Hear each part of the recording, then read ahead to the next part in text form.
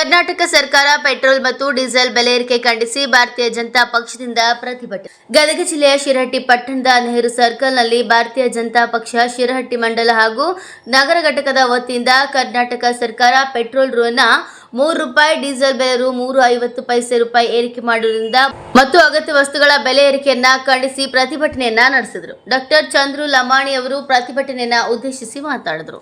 ಈ ಸಮಯದಲ್ಲಿ ಭಾರತೀಯ ಜನತಾ ಪಕ್ಷದ ಎಲ್ಲಾ ಮುಖಂಡರು ಪ್ರತಿಭಟನೆಯಲ್ಲಿ ಭಾಗಿಯಾಗಿದ್ದರು. Basavaraj Navalgund, NKST4 news bureau, Shirahatti.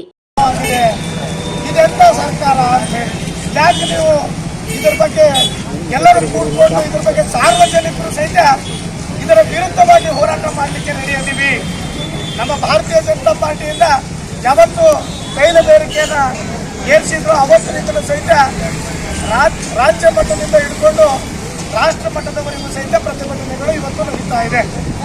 ಅದರ ಜೊತೆಯಲ್ಲಿ ನಿನ್ನೆ ದಿನ ಮತ್ತೊಂದು ಬೆಲೆ ಏರಿಕೆಯನ್ನು ಚಾಲ್ತಿ ಮಾಡಿದೆ.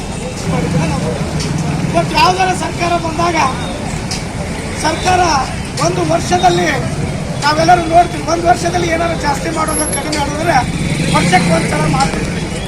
ಆದರೆ ರಾಜ್ಯ ಸರ್ಕಾರ ಹಾಲಿನ ಮೇಲೆ ಇರುವಂಥ ದರನ 2 ಬಾರಿ ಇದೇ ವರ್ಷದಲ್ಲಿ ಜಾಸ್ತಿಯನ್ನು ಮಾಡಿದ್ದನ್ನು ನಾವು ಕಾಣ್ಬೋದು. ದಿನ ಮತ್ತೆ ₹2.20